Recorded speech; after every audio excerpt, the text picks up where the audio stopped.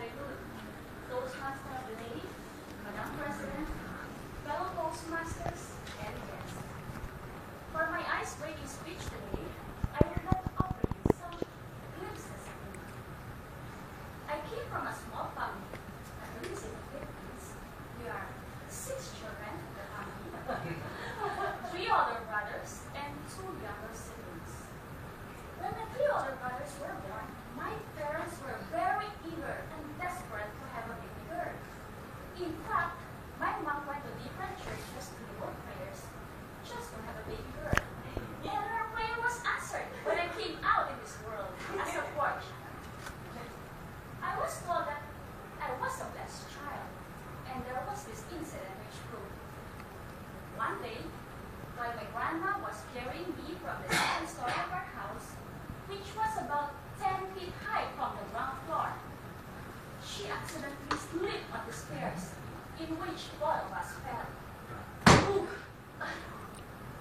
I was about 4 months old that time, and our flooring was made of marble.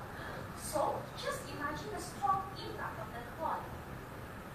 My mom told me that I just cried and cried out loud. Luckily, my head fell directly on the soft slippers of my dad. So, I didn't suffer from any bleeding, bruises, or injuries. My grandma suffered from some minor injuries too. My mom was so thankful that nothing too serious happened to both of us. Well, I knew in my heart that I was saved by my angel. I believe in what people say that if a baby falls and nobody has seen or witnessed the fall, the baby will be carried and saved by an angel. Hence, I grew up with a feeling being blessed. When I was growing up, I was this tomboyish little girl who often played with my brothers. One day, we were playing kite on top of the roof of our house. We were so happy, carefree, filled with joy, which we often do, especially when my dad was not around. However, the joy was turned into fear when my dad suddenly showed up. Oh my God, we were so scared, as we knew our father so well. He was a very strict disciplinarian, and his words were law. So, he was so mad and upset to see us out there. And as expected, none of us came from the sunshine. We were asked to kneel on the hard rolled beans for 1 hour as punishment. That was difficult and painful, but lesson well learned.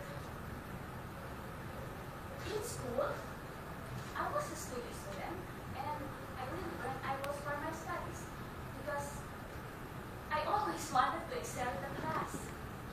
By the way, I took physiotherapy in the university, and on the 5th year of the curriculum, it was the internship program where we were assigned to different clinics and hospitals for an actual hands-on treatment of patients.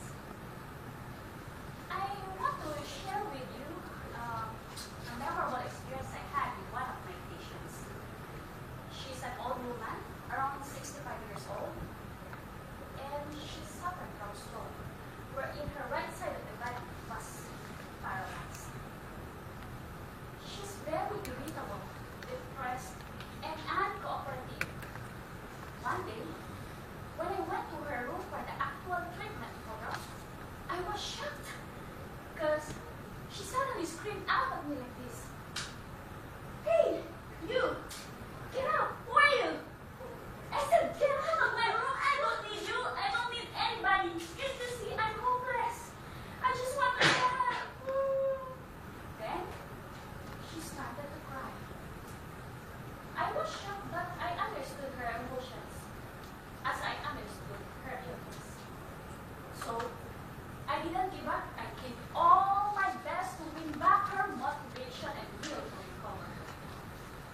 My patience and perseverance paid off. Later on, she became cooperative on the treatment, and I witnessed her fast recovery. In less than a year, she was fully recovered. Great! It was such a great feeling for me to treat a patient who really felt so hopeless and even wanted to her recover, being able to move, sit, stand, walk, and back to her normal routine, normal life. Great, right? Anyway, Jenny today is just a simple person, but aims high in life and do her best. I see each day as a learning experience.